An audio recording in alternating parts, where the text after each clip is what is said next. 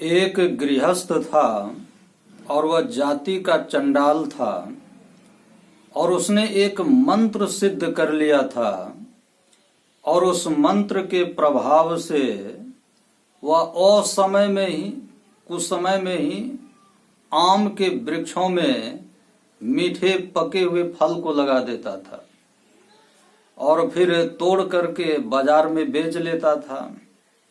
तो आम के फलों की बिक्री से उसे जो आमदनी होती थी उसी से वह अपना और अपने परिवार के सदस्यों का भरण पोषण करता था।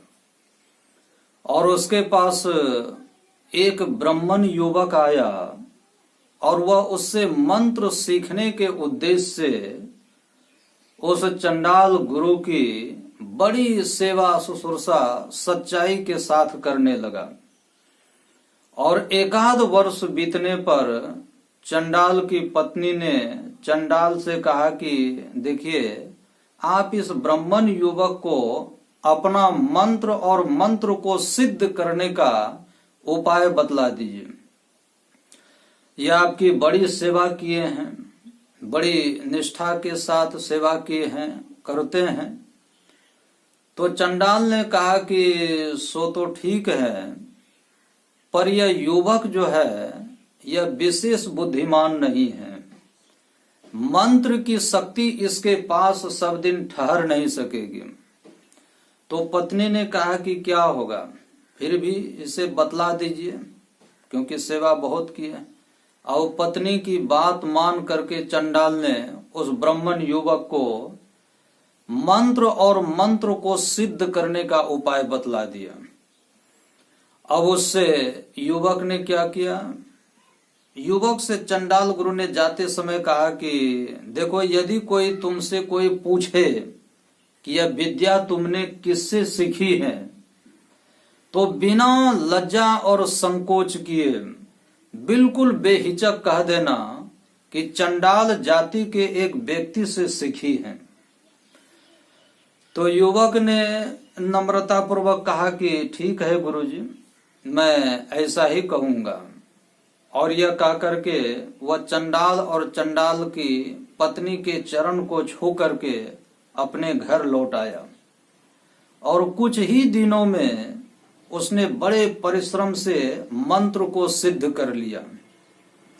अब वह मंत्र के प्रभाव से आम के वृक्षों में मीठे पके फल लगा लेता और उसे तोड़ करके बाजार में उनकी बिक्री करके जो आमदनी होती थी उसी से जीवन निर्वाह करने लगा। तो किसी व्यक्ति ने उस युवक से एक दिन पूछ दिया कि तुम्हें यह विद्या किसने सिखाई। तो उस युवक को चंडाल गुरु का नाम बताने में बड़ा संकोच हुआ, लज्जा का अनुभव होने लगा और वह झूठ बोल गया कि मैंने एक ब्राह्मण से यह विद्या सीखी है। और झूठ बोलते ही उसकी मंत्र शक्ति तुरंत चली गई। अब वह आम के वृक्षों में और समय में मीठे पके फल जो लगाते थे वो लगाने में अब वह शक्तिहीन हो गया। अब अपनी यह स्थिति देख करके बड़ा दुखी हुआ वह युवक, ब्राह्मण युवक, और अपने असत्य भाषण के लिए पछताया कि हाय, ये मैंने क्या कर दिया।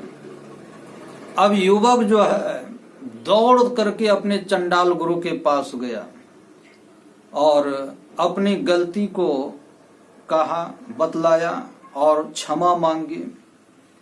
पर चंडाल गुरु ने उसे माफ नहीं किया, कहा कि तुम ठीक आदमी नहीं हो, मेरे पास से जल्दी भागो, जल्दी भागो यहां से, मैं तुम्हें देखना नहीं चाहता हूं।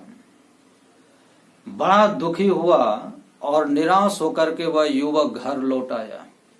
कहने का मतलब क्या हुआ, जो लोक लज्जा को छोड़ करके गुरु की आज्ञा का पालन करता है वही शिष्य गुरु का कृपा पात्र बनता है और संसार में उसकी कीर्ति होती है, यश फैलता है।